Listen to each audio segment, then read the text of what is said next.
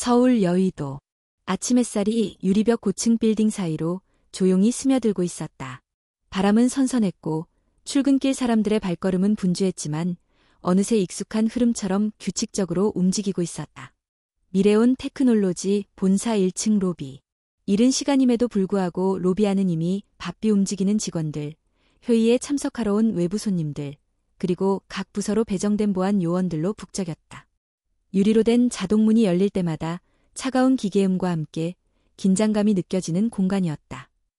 한지원은 그 긴장된 공간으로 들어섰다. 심플한 연한 베이지색 블라우스, 다소 낡은 듯 보이는 검정 바지, 말끔하게 닦인 운동화. 그녀의 옷차림은 눈에 띄지는 않았지만 성실함이 느껴졌다. 왼손엔 깔끔하게 정리된 이력서 폴더, 오른손엔 10살 된 아들의 손이 단단히 쥐어져 있었다. 엄마, 여기 진짜 큰 회사 같아. 민주는 커다란 LED 스크린에 눈을 떼지 못한 채 속삭였다. 지원은 아들의 손을 부드럽게 쥔 채 고개를 끄덕였다. 그래, 엄마가 꼭 일하고 싶었던 곳이야.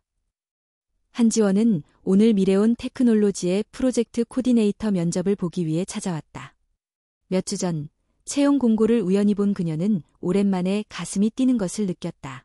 3년 전 이혼과 동시에 회사를 그만두고 혼자서 아들을 키우며 프리랜서로 소소한 업무를 이어오던 그녀에겐 큰 결심이었다.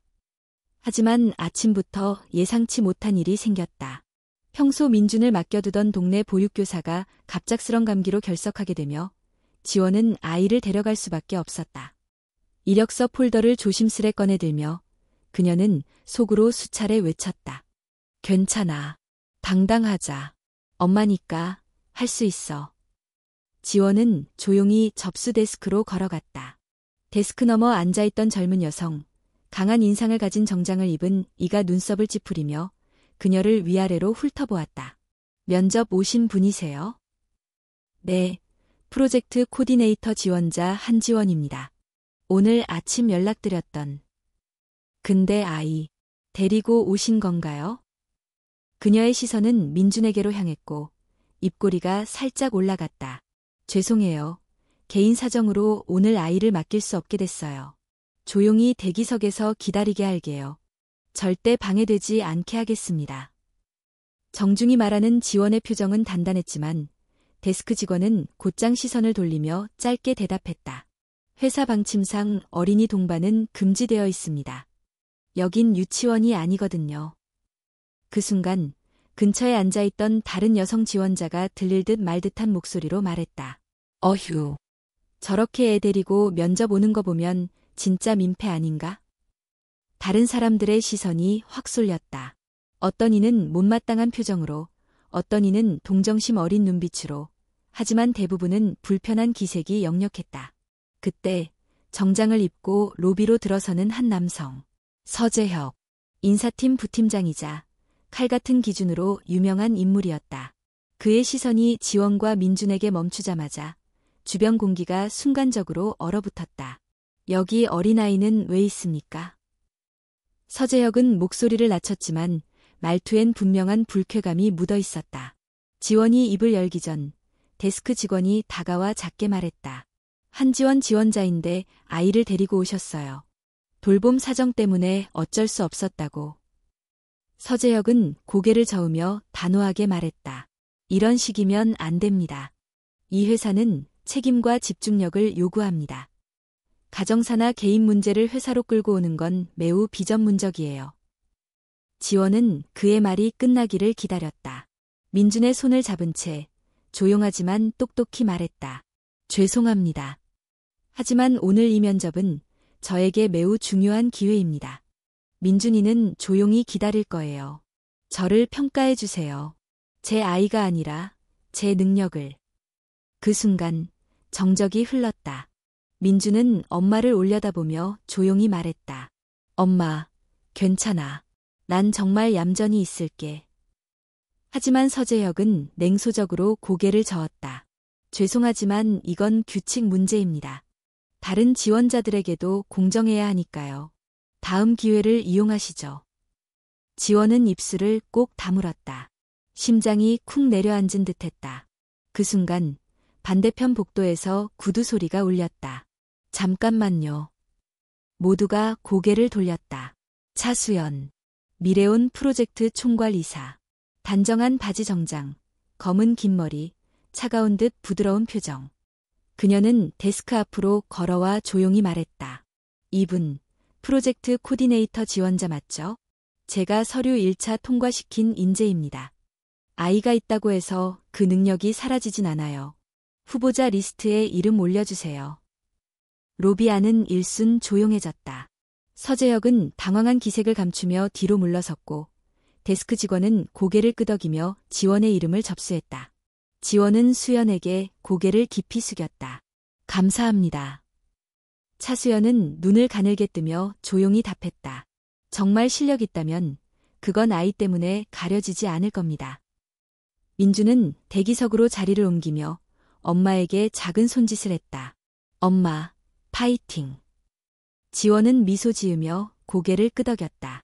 그리고 조용히, 천천히 면접실로 걸어 들어갔다. 그 발걸음은 여전히 불안했지만 그 안엔 결심이 담겨 있었다. 누군가에게 다르다는 것이 틀렸다는 뜻이 아니라는 것을 증명하기 위해. 한지원이 회의실로 들어선 순간 공기 온도가 조금 바뀐 듯한 느낌이 들었다.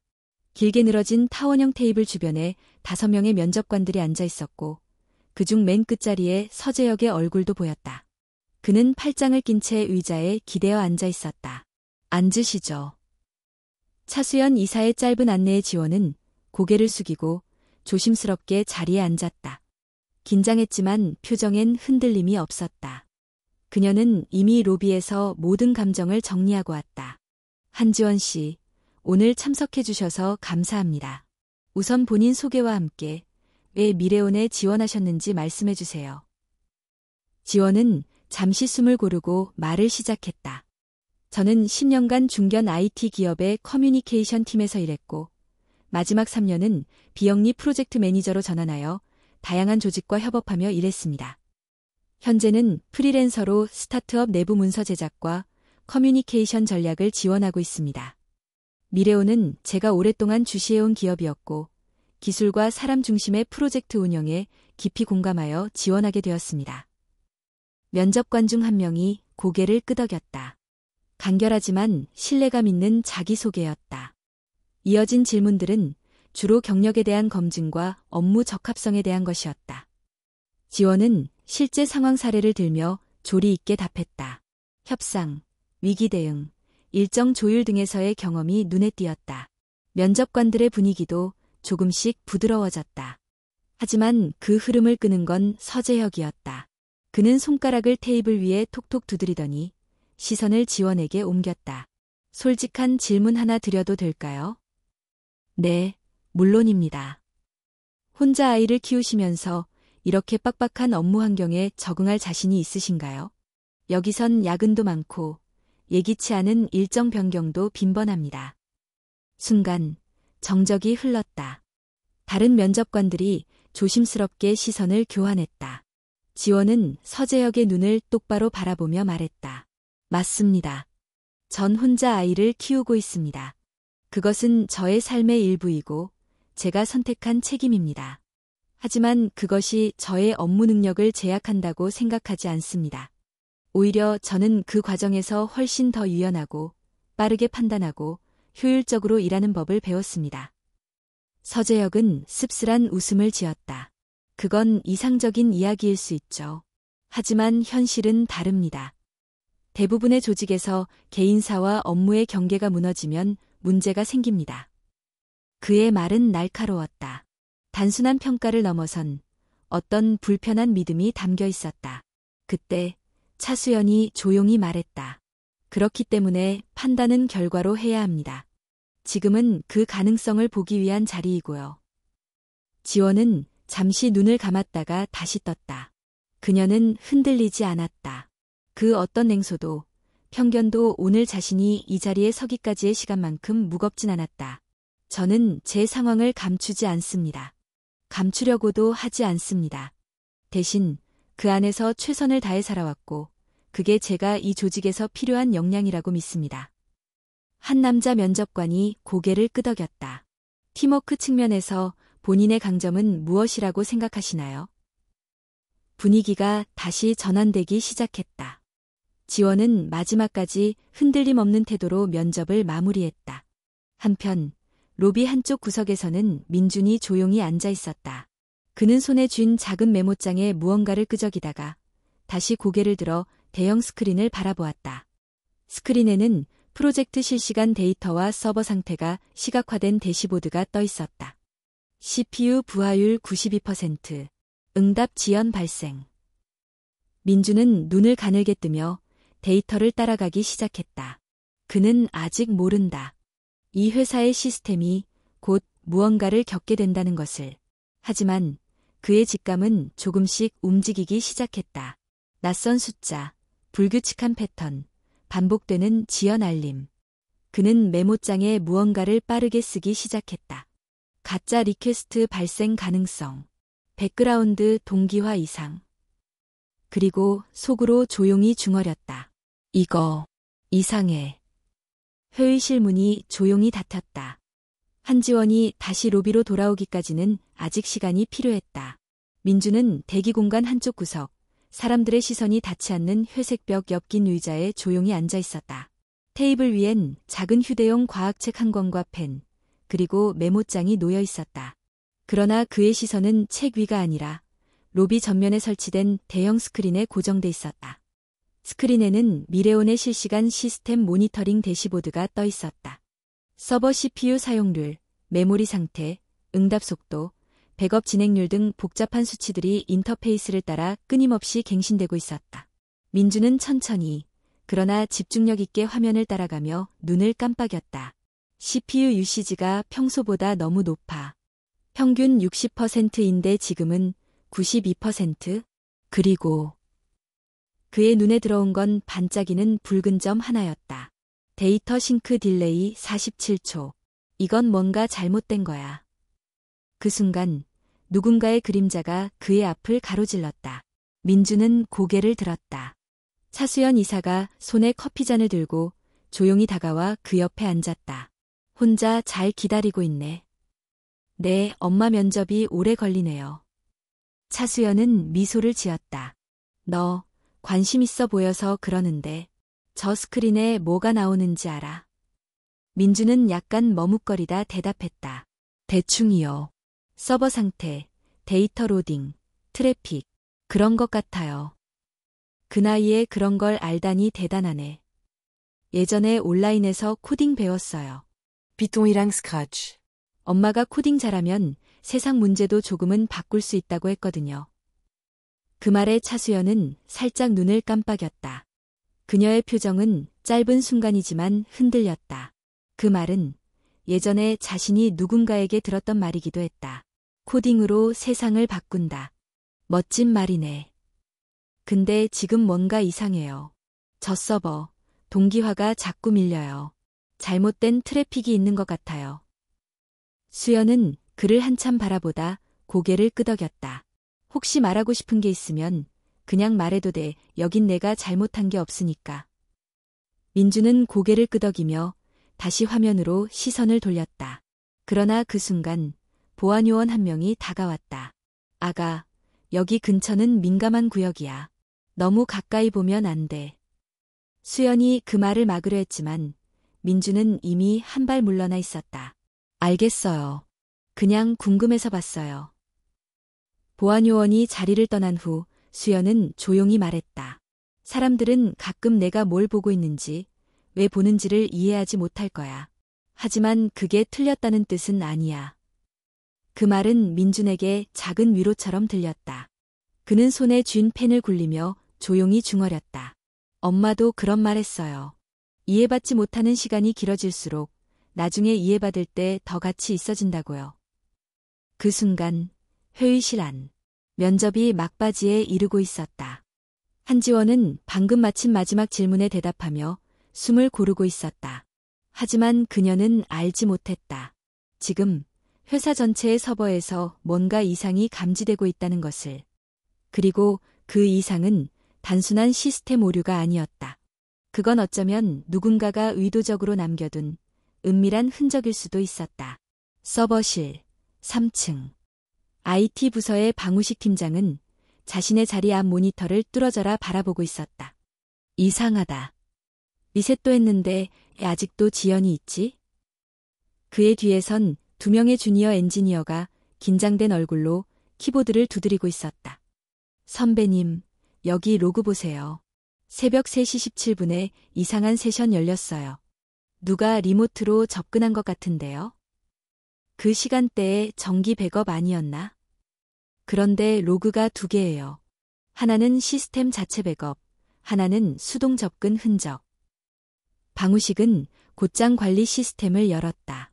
1줄, 2줄, 이상한 패턴들이 눈에 들어왔다. 코드가 변조되었나? 아니면 내부 접근? 그는 직감했다. 무언가 회사 내부에 들어온 흔적이 있다. 아주 조용히, 그러나 분명히. 그때 인터폰이 울렸다. IT 부서입니다. 긴급 상황 발생 가능성 있어요. 확인 요청합니다. 차수연은 인터폰을 받은 후 짧게 대답했다. 이해했어요. 면접 종료 후 곧바로 올라갈게요. 그녀는 한지원 쪽을 바라봤다. 그 순간 뭔가 예감이 스쳤다. 이 평범해 보이는 아들과 엄마, 그리고 지금 이 회사에서 벌어지는 일. 서로 아무 관련 없어 보이지만 어떤 선이 어딘가에서 연결되어 있다는 묘한 감각. 직관적인, 그러나 강력한. 끝나고 한지원 씨를 붙잡아 두세요. 뭔가 더 들을 필요가 있어요. 오전 11시 6분. 미래온 테크놀로지 본사 3층 IT 운영실. 일상적인 정적 속에서 갑작스레 알람음이 울렸다. 뭐야, 이거. 방우식 팀장이 모니터를 응시한 채 중얼였다. 붉은색으로 바뀐 시스템 인터페이스. 실시간 데이터 서버 1번과 2번이 동시에 응답을 멈췄다. 백업 서버조차 통신이 불가능했다. 서버 재부팅 걸어. 이미 2번 했어요. 그런데 상태 그대로입니다. 우식은 서서히 얼굴빛이 바뀌었다. 단순한 오류가 아니었다. 그는 본능적으로 이건 안에서 뭔가 작동하고 있다는 느낌을 받았다. 프로젝트 V렌즈 관련 데이터 아직 싱크되고 있었잖아. 이러면 잠깐 클라이언트 서버에서 요청 들어왔어요. 연결 안 된다고. 전화가 동시에 울리기 시작했다. 회사의 핵심 프로젝트인 V렌즈는 정부와 공동으로 진행 중인 안면 인식 AI 기반 시스템이었다. 해당 서버는 고도의 보안과 실시간 처리 능력을 요구했기에 이번 오류는 단순한 기술 문제가 아니라 기업 신뢰와 직결되는 사안이었다. 이거 진짜 터진 거 아냐? 지금 프로젝트 데이터 백업 시점 언제였지? 어제 새벽 3시 15분. 그런데 로그가 중복됐어요. 방우식은 전신이 식은땀이 났다. 그는 손에 쥔 커피잔을 내려놓으며 단호하게 말했다. 상부에 보고하자. 이건 내부 보안 사고일 수 있어. 지하 1층 대회의실. 한지원은 면접을 마치고 복도를 걸어 나오고 있었다. 그녀의 얼굴엔 묘한 침묵이 깃들어 있었다. 만족과 불안이 뒤섞인 표정이었다. 문득 차수연 이사의 목소리가 들렸다. 잠깐, 한지원 씨, 잠시 저와 이야기 좀 나누실 수 있을까요? 지원은 놀란 듯 고개를 돌렸다. 네, 물론이죠. 두 사람은 로비 근처 회의실 안으로 들어섰다. 수연은 문을 닫고 조용히 앉았다. 지원 씨, 오늘 면접 잘 마치셨어요. 그런데 제가 궁금한 게 하나 있어요. 이건 공식 질문은 아니고요. 편하게 말씀해 주세요. 아이를 데리고 오셨잖아요. 평소에도 업무 중 갑작스러운 변수나 돌봄 문제가 생기면 어떻게 대처하세요? 그 질문엔 단순한 호기심이 담겨 있지 않았다. 그건 경계와 이해 사이에 실질적 리스크를 염두에 둔 리더의 질문이었다. 지원은 숨을 고르고 말했다. 전 돌발 상황에 대한 플랜 B와 C를 항상 준비해요. 아이가 아플 땐 친정에, 상황이 안 되면 재택 업무로 전환할 수 있는 환경을 만들어 두었고요. 예전엔 동료들에게 미안해하면서도 모든 일정을 마쳤습니다. 그건 제 책임이니까요. 수연은 그 말을 조용히 들었다. 그리고 고개를 살짝 끄덕였다. 솔직해서 좋네요. 저도 사실 아이를 키워봤어요. 혼자. 지원은 놀란 눈으로 수연을 바라보았다. 정말요? 네, 지금은 다 컸지만 저도 예전에 이렇게 면접장에 아이를 데려온 적이 있었죠. 결과요? 바로 탈락이었어요. 면접관이 현실을 똑바로 보라고 했거든요. 그 말에 지원의 눈빛이 흔들렸다. 그녀는 묘한 위로와 동시에 경계심이 느껴졌다. 자신과 같은 경험을 한 사람이 지금 이 회사의 핵심 리더로 있다는 건 아이러니하면서도 어떤 희망이었다. 그때 회의실 문이 급히 열렸다. 한 직원이 얼굴이 굳은 채 다가왔다. 이사님, 긴급 상황입니다. 서버 쪽에 문제가 생겼습니다. IT팀에서 내부 보안 사고 가능성을 보고했고 방우식 팀장이 바로 뵙자고 요청했습니다. 수연은 바로 자리에서 일어났다. 어느 서버? V랜즈 관련 핵심 노드입니다. 그녀의 얼굴이 순간 굳어졌다. 그건 단순한 프로젝트가 아니라 회사의 얼굴이었다. 로비 쪽으로 다시 돌아온 수연은 보안 직원에게 민준이 있는 위치를 물었다. 그 아이 지금 어디 있죠? 아, 방금까지 저쪽에 있었는데 이상하게도 사라졌습니다. 뭐라고요? 수연은 바로 휴대폰을 꺼내 방우식에게 전화를 걸었다. 방 팀장, 혹시 지금 서버실에 10살 정도 된 남자애가 들어간 적 있습니까? 네. 누구 말씀인지. 지원 씨 아들입니다. 이름은 민준. 이거 아마도 3층 서버실 앞. 민준은 조용히 문 옆에 앉아 있었다. 그는 보안 게이트에 막혀 안으로 들어가지 못했지만 유리문 너머 모니터에 보이는 숫자와 그래픽을 눈으로 따라가고 있었다. 데이터 응답 지연 73초. 루프 반복 발생. 이건 디다스가 아니야. 내부에서 명령이 반복되고 있어. 그 순간 안에서 한 직원이 문을 열고 나왔다. 민준은 얼른 일어서며 말했다. 저 안에 있는 로그 파일 중에 오늘 새벽 3시 15분 전후에 이상한 명령어가 들어갔을 거예요. 직원은 놀란 눈으로 그를 바라보았다. 너 그걸 어떻게? 제가 봤어요. 로비에 있는 대시보드에서 반복되는 연결 요청이 가짜처럼 보여서요. 그리고 그 명령어 패턴은 제가 코딩 배울 때 한 번 본 적 있어요. 그 순간 방우식이 문 밖으로 나왔다. 그는 민준을 보고 눈살을 찌푸렸다. 여긴 어린아이가 들어올 곳이 아닌데. 민준은 작지만 또렷한 목소리로 말했다. 도와드릴 수 있어요. 도와드릴 수 있어요. 민준의 말에 방우식 팀장은 말없이 아이를 바라보았다. 지금 이 상황은 웃고 넘길 수 있는 문제가 아니었다. 서버는 여전히 응답하지 않고 있었고 모든 로그 기록은 해석되지 않는 명령어와 충돌로 덮여 있었다. 그런데 이 10살 아이가 명령어 패턴을 본 적 있다고 말한다. 처음엔 당연히 무시하고 싶었다. 그러나 이미 팀원들이 해석하지 못한 코드를 아이가 봤다는 것 자체가 신경을 거슬리게 했다.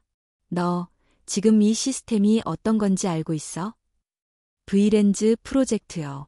얼굴 인식 기반 AI. 어제 엄마가 자료 준비하는 거 같이 봤어요. 그래서 그걸 보고 지금 이 시스템이 어떻게 작동하는지 안다는 거야? 정확히는 아니에요. 근데 패턴은 보여요. 비슷한 루프 알고리즘을 예전에 제가 했던 문제에서 봤거든요.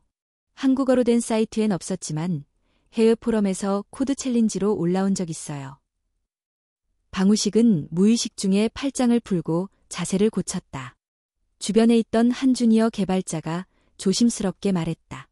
팀장님, 차라리 테스트 서버에서 시뮬레이션만 돌려보게 하죠. 어차피 지금 우리도 진행이 막혔고 실시간 백업도 불가능한 상황이니까요. 우식은 눈썹을 찌푸렸다. 말도 안 되는 상황이다. 하지만 이 말도 안 되는 상황에서 말도 안 되는 아이가 나타나고 있었다. 좋아. 테스트 환경에서만. 라이브 시스템엔 절대 연결하지 마라. 민준은 보호자 승인하에 임시 접근 권한을 부여받고 옆방에 설치된 테스트 단말기로 이동했다. 개발팀의 기술 담당 매니저가 임시 세션을 열어주고 몇 가지 인터페이스를 간략히 설명했다. 이건 테스트 서버야.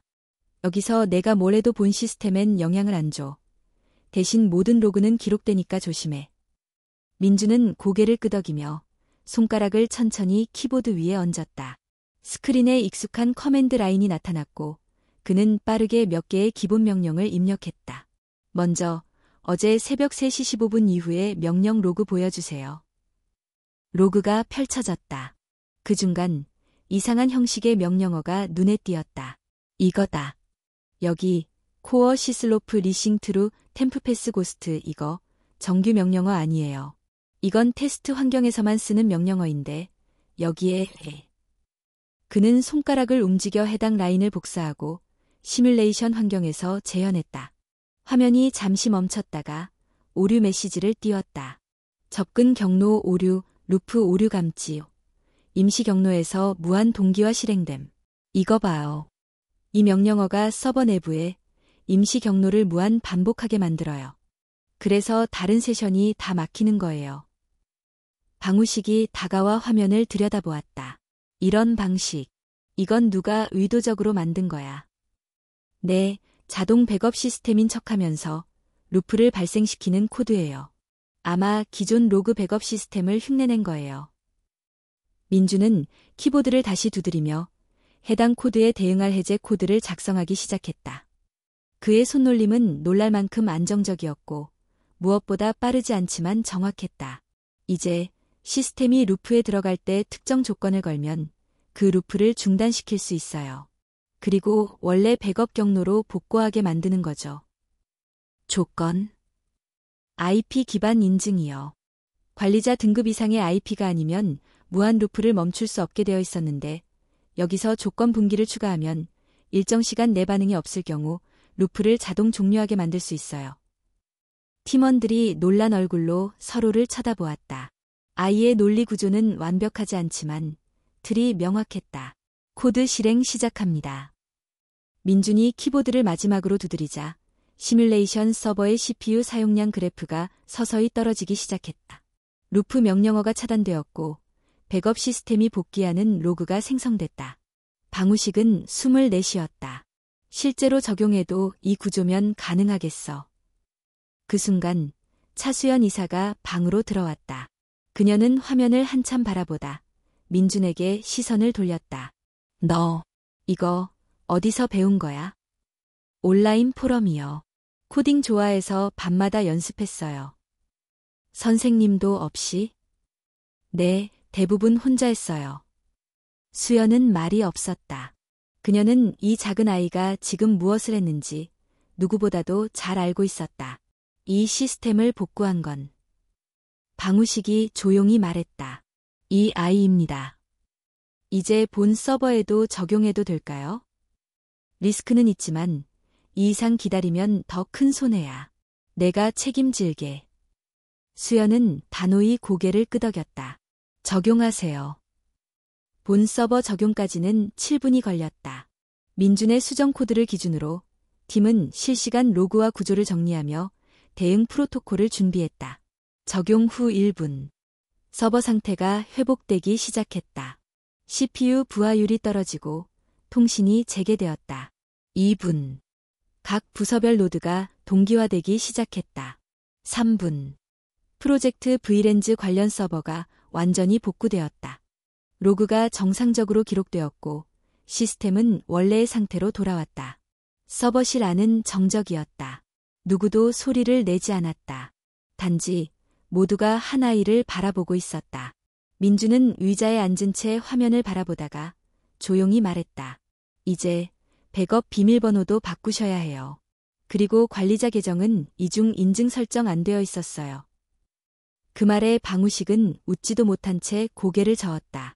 내가 보안팀에 들어오는 날이 기대되네. 그 순간 한 명의 주니어 개발자가 박수를 쳤다. 그리고 또 한 명이. 마침내 서버실 전체가 박수로 가득 찼다. 그 모든 박수의 중심엔 한 명의 아이, 10살의 민준이 있었다. 미래온의 서버가 복구된 직후 로비 대형 스크린에는 시스템 정상화 완료라는 문구가 떴다. 한지원은 잠시 넋을 놓은 채 그 화면을 바라보았다. 차수연 이사가 다가와 조용히 말했다. 다 끝났어요. 민준이 덕분에요. 지원은 수연을 바라보며 낮게 속삭였다. 무슨 일이 있었던 거죠? 시스템이 내부 명령어로 무한 루프에 빠졌어요. 복구는 민준이가 했고요. 지원은 그 자리에 얼어붙은 듯 섰다. 믿기 어려웠다. 그녀의 아들, 10살짜리 민준이 그 거대한 기업의 보안 시스템을 고쳤다고? 3층 IT 부서. 방우식 팀장은 팀 전체를 회의실로 소집했다. 지금부터는 이 사안에 대한 공식 브리핑이 시작됩니다. 정보 유출 금지, 개인 발언 금지. 지금 우리가 다룬 건 단순한 시스템 오류가 아닙니다. 팀원들 사이에 긴장이 돌았다. 우선 서버 내이상 루프 명령어는 고의적으로 삽입된 것으로 보이며 구조상 내부 인사 접근 가능성이 높습니다. 백업 로그는 모두 수집해서 보안팀으로 넘길 예정이고 별도 감사가 시작될 겁니다. 그 순간 한 팀원이 조심스럽게 말했다. 팀장님, 이거 혹시 작년까지 프로젝트 A에 있던 서재훈 전 수석이 썼던 구조랑 유사하지 않나요? 우식의 눈빛이 순간 흔들렸다. 그래, 그 사람 3개월 전에 퇴사했지. 프로젝트 A에서 V렌즈 초기 설계를 담당했었고. 또 다른 팀원이 조용히 말을 이었다. 근데 그 서브루프의 접근 권한을 생성한 계정이 슈지치 90이에요. 순간 회의실 안이 얼어붙었다. COJH92. 서재혁 인사팀 부팀장의 아이디였다. 한편 지하 회의실에서는 긴급 리더십 회의가 열리고 있었다. 차수연, 방우식, 경영지원본부장, 그리고 부사장 김상호까지 모두 참석했다. 서재혁 부팀장이 퇴사자 계정 승인에 연루됐다는 정황이 나온 이상 윤리감사팀에 회부해야 합니다. 그 전에 민준 군에 대한 대외 대응 방안을 먼저 정리해야 합니다. 언론 보도 가능성도 염두에 둬야 합니다. 부사장 김상호는 조용히 말문을 열었다. 이건 단순한 기술 사고 이상의 문제입니다. 지금 우리 회사는 10살짜리 아이가 시스템을 살렸고 간부급 인사가 그 사고의 실마리를 제공했다는 모순에 직면해 있어요. 회의는 잠시 정적에 빠졌다. 그리고 그 아이의 어머니는 오늘 오전까지 면접 대상자였고 아이와 함께 입장했다는 이유로 로비에서 퇴출당할 뻔했죠. 이 모든 게 기록되어 있습니다. 수연이 고개를 들었다. 그건 제가 목격했습니다. 퇴출하려 했던 건 서재혁이었어요. 저와 직접 충돌했고요. 부사장은 서류를 덮으며 말했다. 나는 기계보다 사람을 봅니다. 그리고 이 회사도 그랬으면 좋겠어요. 한지원 씨를 정식 채용하고 아이에 대해선 보호와 지원을 약속합시다. 재능은 누구의 자식이든 소중한 자산입니다. 같은 시각 인사팀 회의실. 서재혁은 모니터 앞에 앉아 있었지만 집중하지 못했다. 회의실 문이 열리고 감사팀 직원 2명이 들어왔다. 서재혁 부팀장님, 관련 감사로 인해 일시 직무정지가 필요합니다. 로그 기록과 접근 권한 자료를 제출해 주세요.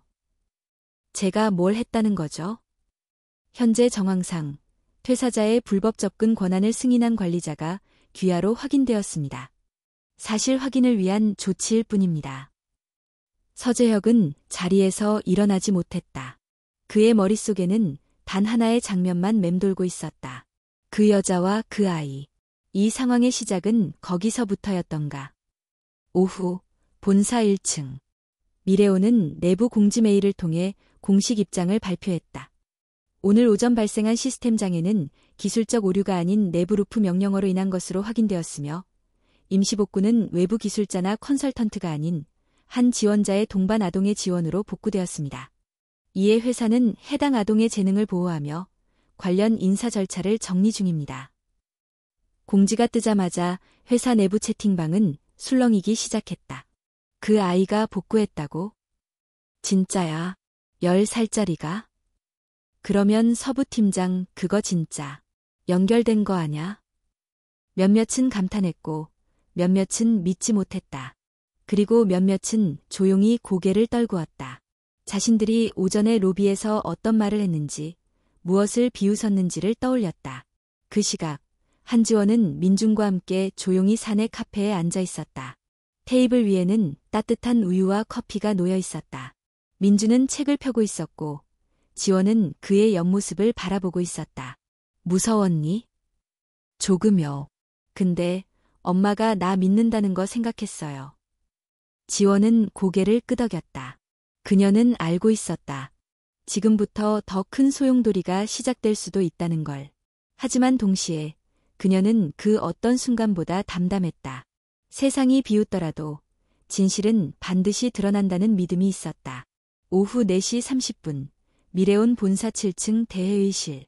모든 부서의 팀장급 이상, 프로젝트 핵심 인력, 인사팀, 윤리감사팀까지 참석한 대규모 전사 긴급회의가 열렸다. 회의실 입구 앞, 한지원은 조심스럽게 문 앞에서 머뭇거렸다. 정말 제가 여기 있어도 되는 건가요? 차수연 이사는 단호히 말했다. 지금 이 회의의 중심은 지원 씨와 민준이에요. 회피할 이유도 숨길 이유도 없어요. 지원은 잠시 숨을 고르고 고개를 끄덕였다. 그녀의 손을 꼭 잡고 있는 민준은 아무 말이 없었다. 그러나 그의 눈은 흔들림이 없었다. 회의실 안은 정적에 가까웠다. 전광판에는 내부 보안 사고 및 조직 문화 점검을 위한 전사회의라는 문구가 걸려 있었다. 김상호 부사장이 가장 먼저 마이크를 잡았다. 오늘은 단순한 기술 회의가 아닙니다. 오늘 우리는 시스템 오류라는 이름의 사건 뒤에 감춰졌던 구조적 편견과 인식의 문제를 마주해야 합니다. 그는 손에 든 태블릿을 들어올렸다. 이 자리에 계신 분 중 몇 분은 오늘 아침 로비에서 있었던 상황을 직접 목격하셨을 겁니다. 한 명의 지원자가 아들을 데리고 면접에 참석했고 그 장면이 여러 사람의 조롱과 비난을 받았습니다. 일부는 면접을 장난처럼 생각한다고 했고 일부는 아예 입장조차 막으려 했습니다. 회의실 여기저기에서 시선이 아래로 쏠렸다. 누군가는 목을 움츠렸고 누군가는 안경을 고쳤으며 외면했다. 그 아이는 바로 민준 군입니다. 10살. 그러나 오늘 우리의 시스템을 살린 사람입니다. 정적. 부사장은 시선을 회의실 가장 뒤쪽에 앉은 민준에게 돌렸다. 민준 군, 어제 무엇을 했는지 간단히 설명해 줄 수 있겠니? 민준은 어깨를 펴고 일어섰다. 그는 앞에 있는 노트북을 켠 뒤 마우스를 몇 번 클릭했다. 오전 11시 3분쯤 로비 스크린에 이상한 동기화 루프가 반복됐어요. 테스트처럼 보였지만 명령어 형식이 이상했어요. 템프패스 고스트 같은 건 테스트 환경에 쓰는 가짜 경로인데 본 시스템에 입력되어 있었어요. 그의 말에 몇몇 개발팀장이 고개를 들었다. 민준은 계속 말했다. 그래서 백업 루프가 멈추지 않고 반복되면서 시스템이 다운됐고요. 제가 조건 분기 코드를 추가해서 루프를 멈추게 만들었어요. 그리고 백업 경로를 원래대로 되돌렸어요. 그 설명은 간단했지만 듣는 사람들에게는 강렬했다. 그 누구도 그 순간 민준이 아닌 자신이 그 문제를 해결했을 거라고 장담할 수 없었다. 부사장은 말했다. 10살짜리 아이가 봤던 것을 우리는 왜 보지 못했을까요? 한 남자가 자리에서 일어났다. 서재혁. 그는 얼굴이 창백했지만 마이크 앞에 섰다. 저는 오늘 사내의 실망스러운 장면 중 하나의 당사자입니다. 그는 조용히 민준을 바라보았다. 지원 씨와 민준 군에게 사과드립니다. 편견으로 가득했던 제 시선을 반성합니다. 그리고 고개를 숙였다. 정적 속에서 몇몇 직원이 조용히 숨을 내쉬었다. 하지만 부사장은 멈추지 않았다. 사과는 출발입니다. 그러나 제도와 문화가 따라오지 않으면 반복됩니다. 그는 다시 화면을 전환했다. 조직 내 가족 구성원 배려 기준, 재정 비안 초안. 미래오는 앞으로 보호자 직원에 대한 유연근무 정책을 전면 검토하겠습니다. 아이를 데리고 출근해야 하는 상황은 부끄러운 일이 아니라 공동체가 함께 해결해야 할 현실입니다. 박수가 터져 나왔다. 조심스럽고 작았지만 그 안엔 공감이 담겨 있었다. 회의 후 한지원과 민준은 따로 임원실로 초대받았다. 공식적으로 말씀드리자면 지원 씨는 오늘부로 프로젝트 운영관리팀에 채용됩니다. 수연 이사는 그렇게 말하며 미소를 지었다. 정규직이며 유연 근무와 재택이 병행될 수 있도록 조정 예정입니다. 지원은 말없이 고개를 숙였다. 그리고 민준 군은 네. 지원이 놀란 얼굴로 물었다. 우리와 협력하는 IT 교육재단에서 특별 장학생으로 선발됐어요. 향후 5년간 정기적인 기술 교육을 받을 수 있게 됩니다. 비용은 전액 회사가 부담합니다. 민주는 조용히 어깨를 움츠렸다가 고개를 들었다. 정말 제가 그럴 자격이 있나요? 수연은 단호하게 고개를 끄덕였다. 당연하죠.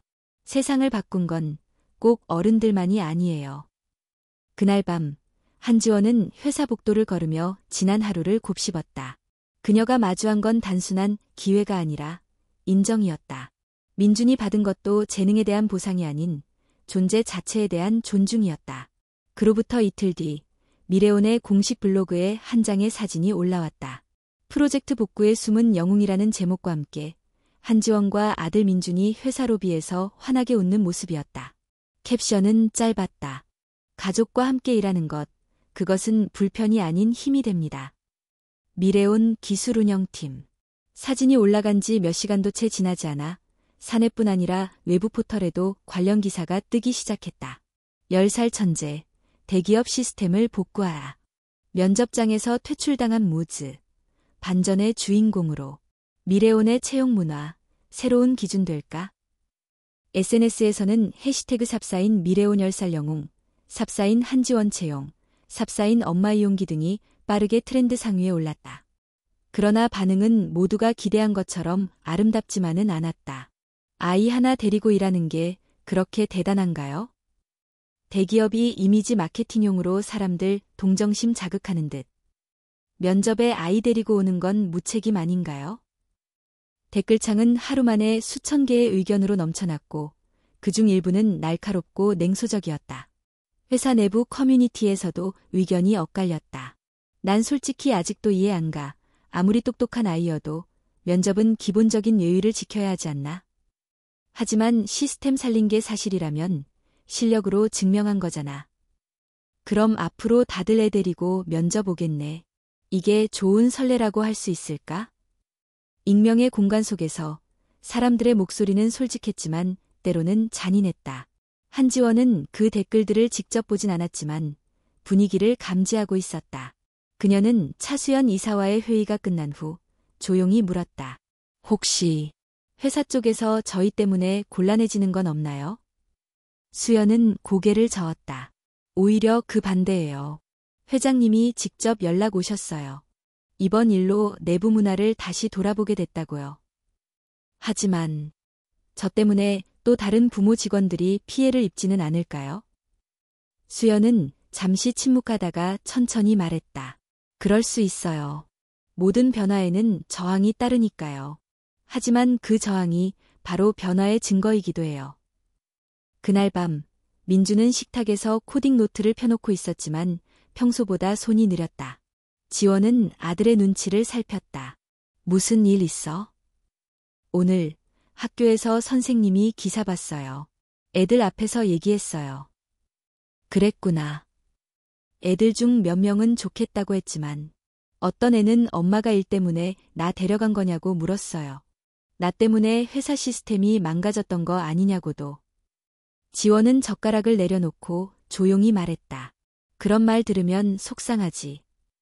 응, 근데 맞는 말일 수도 있어서 더 그래. 엄마가 나 데려가지 않았다면 그런 상황도 없었을 거니까. 지원은 아들의 손을 잡았다. 그럴지도 몰라. 하지만 민준이 없었으면 아무도 그 문제 못 풀었을 거야. 엄마가 감히 말할 수 있어. 내가 없었다면 오늘의 우리는 없었어. 민준은 고개를 끄덕였다. 그의 눈에는 여전히 불안함이 있었지만 어딘가 단단해지고 있었다. 며칠 후 테크저널 코리아라는 온라인 기술 매체에서 민준과 한지원의 사례를 소개하는 심층 인터뷰 기사를 냈다. 기사는 단지 감동을 전하는 것에 그치지 않았다. 아이와 함께 성장하는 조직, 기술만큼 중요한 것은 포용력이다라는 문구가 기사 말미에 강조되어 있었다. 미래온 내부 교육 포털에는 새 교육 콘텐츠가 등록되었다. 필수 수강, 다양성과 포용력에 대한 신입사원 문화교육, 강의명, 편견 너머의 가능성. 지원은 이 교육의 첫 강사로 초청받았고 그녀는 담담하게 자신의 경험을 이야기했다. 강의의 마지막 문장. 아이를 데리고 일하는 엄마가 아니라 한 명의 전문가로서, 한 명의 사람으로서 이 자리에 서고 싶었습니다. 그녀의 말에 박수가 울렸다. 처음에는 조용했고 이후 점점 커졌다. 그날 이후 그녀의 이름은 단순한 예외적인 채용 사례가 아닌 회사 문화를 바꾼 사람으로 회자되기 시작했다. 그러나 그림자는 끝나지 않았다. 윤리감사팀의 수사 결과 서버 장애의 원인이었던 백업 루프 명령어는 서재혁 혼자 작업한 것이 아닌 이전 퇴사자 서재훈과 사적인 거래로 계정이 공유된 사실이 드러났다. 회사 측은 곧바로 서재혁의 해고를 결정했고 재발 방지를 위한 보안 정책 개편을 발표했다. 이 사건은 회사 외부로는 공식 발표되지 않았지만 내부 구성원들 사이에서는 이미 공공연한 진실이 되었다. 그날 한지원은 우연히 복도에서 서재혁을 마주쳤다. 그는 짐을 싸들고 엘리베이터 앞에 서 있었다. 둘의 눈이 마주쳤다. 서재혁은 아무 말 없이 고개를 숙였다. 지원은 입을 열지 않았다. 그저 조용히 지나쳤다. 복도를 벗어나며 그녀는 마음속으로 중얼거렸다. 심판은 끝났고 이제는 방향을 정할 차례야. 미래온에서의 시간이 점점 일상으로 자리 잡아갔다. 한지원은 매일 아침 9시에 사무실에 도착했고 민주는 학교 수업이 끝난 뒤 근처 학원에서 코딩 수업을 듣고 귀가했다. 모두가 겉으로 보기엔 평온해 보였다. 하지만 어느 날 지원은 책상 위에 놓인 한 통의 메모를 발견했다. 민준이 남긴 글이었다. 오늘은 학원 안 가고 싶어요. 그냥 집에 있고 싶어요. 너무 많은 사람들이 나를 신기하게 봐요. 나도 그냥 평범한 아이인데. 지원은 잠시 멈춰섰다. 그 문장을 몇 번이고 다시 읽었다. 그날 저녁 그녀는 민준과 함께 단골 김밥집에 갔다. 식사를 마친 후 길을 걸으며 조용히 물었다. 요즘 학원에서 무슨 일 있었어? 민준은 고개를 저었다. 그냥 다들 나한테 천재래. 어떤 애는 넌 이제 평범한 애 아니야 그러고. 그래서 힘들어? 민준은 대답하지 않았다. 하지만 걷던 발걸음이 점점 느려졌다. 그냥 나 실수하면 안 될 것 같고 내가 모르는 게 있으면 안 될 것 같고 그게 좀 무서워요. 지원은 걸음을 멈추고 아이의 눈을 바라봤다. 민준아, 내가 지금까지 잘한 건 정말 멋진 일이야. 그렇지만 실수해도 괜찮아. 모든 걸 다 알 필요 없어. 민준은 속삭이듯 말했다. 근데 사람들은 그렇게 안 봐요. 다들 내가 뭘 또 할 줄 알거든요. 지원은 아이의 머리를 살며시 쓰다듬었다. 그녀는 이 순간 자신이 무엇을 놓치고 있었는지 깨달았다. 세상이 아이를 재능으로만 기억하려 할 때, 정작 아이는 자신을 사람으로 받아들여주길 원하고 있었다. 며칠 후 회사에서 다양성과 포용을 주제로 한 외부 언론 인터뷰 제안이 들어왔다. 지원은 고민 끝에 인터뷰를 수락했다. 인터뷰 중 기자가 물었다. 민준 군이 시스템을 복구한 후 생활의 변화가 많았을 것 같아요. 아이는 지금 어떤가요? 지원은 잠시 말을 멈췄다가 대답했다. 그날의 일은 분명 놀라운 일이었지만 저는 그걸로 우리 아이가 비범하다고 평가되는 게 조금은 무섭습니다. 민준이는 아직 10살입니다. 때로는 틀릴 수도 있고 쉬고 싶을 때도 있습니다. 기자는 고개를 끄덕였다. 인터뷰를 보는 사람들에게 바라는 점이 있다면 기억해줬으면 합니다. 누구나 빛나는 순간이 있지만 그 사람의 전체는 아닙니다. 우리 아이는 그저 그날 최선을 다한 것뿐입니다. 그리고 그걸로 충분하다고 말해주고 싶습니다. 인터뷰가 공개된 후 이전과는 다른 반응들이 SNS에 나타났다. 저 말 너무 좋다. 아이에게 기대라는 이름으로 부담을 주는 건 어른의 이기심일지도. 단 한 번의 능력이 그 사람의 모든 걸 대변하진 않죠. 한지원 씨 인터뷰 보고 많이 반성했습니다. 진짜 멋진 엄마. 아이보다 어른들이 배워야 할 것 같네요. 사람들은 점점 민준의 천재성보다 아이를 바라보는 시선에 대해 이야기하기 시작했다. 그날 밤 민주는 조용히 지원에게 물었다. 엄마, 그 인터뷰 진짜 엄마가 하고 싶어서 한 거야? 지원은 고개를 끄덕였다. 응, 그게 엄마가 너한테 해주고 싶던 말이었어. 민주는 조용히 웃었다.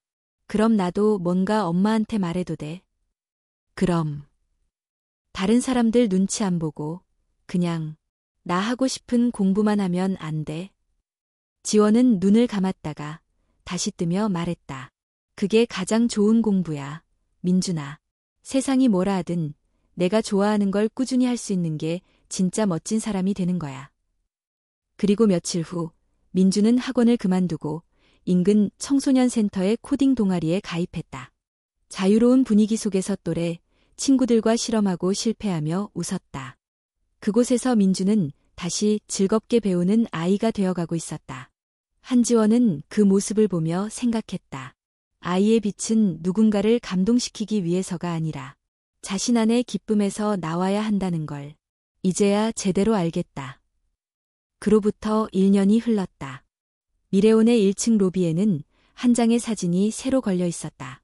사진 속에는 직원들과 함께 회의실 벽 앞에 서 있는 한지원과 민준, 그리고 그 아래 작은 문구가 적혀 있었다. 용기는 거창한 게 아닙니다. 단지 내일도 포기하지 않겠다는 다짐일 뿐. 그 문장은 이제 회사의 온보딩 프로그램 자료집 첫 장에 인용될 만큼 상징적인 문구가 되었다. 2026년 봄. 한지원은 여전히 프로젝트 운영관리팀에서 일하고 있었다. 이제는 입사 1년 차가 아닌 정식 중간관리자로서 후배를 교육하는 입장이 되었다. 그녀는 여전히 조용하고 절제된 말투를 유지했지만 그 안에는 확고한 신념이 자리 잡고 있었다. 하루는 신입사원 워크숍 중 한 명이 질문했다. 과거에 큰 사건이 있었던 걸로 아는데요. 그 이후 회사를 계속 다니기로 결정한 이유가 무엇인가요? 지원은 잠시 고개를 숙이고 웃었다.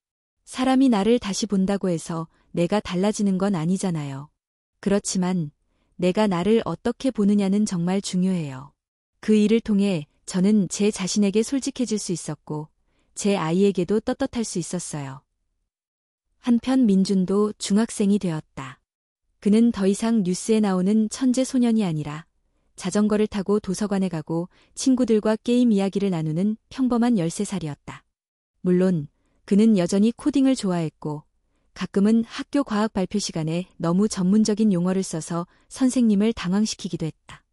하지만 이제 그는 자신의 재능을 자랑하지 않았고 오히려 모르는 친구를 가르쳐주며 즐거움을 느꼈다. 어느 봄날 토요일 오후 지원과 민주는 동네 산책로를 걷고 있었다.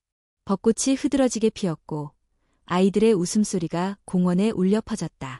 민주는 손에 들고 있던 작은 노트를 엄마에게 내밀었다. 이번에 내가 직접 짜본 프로그램이야.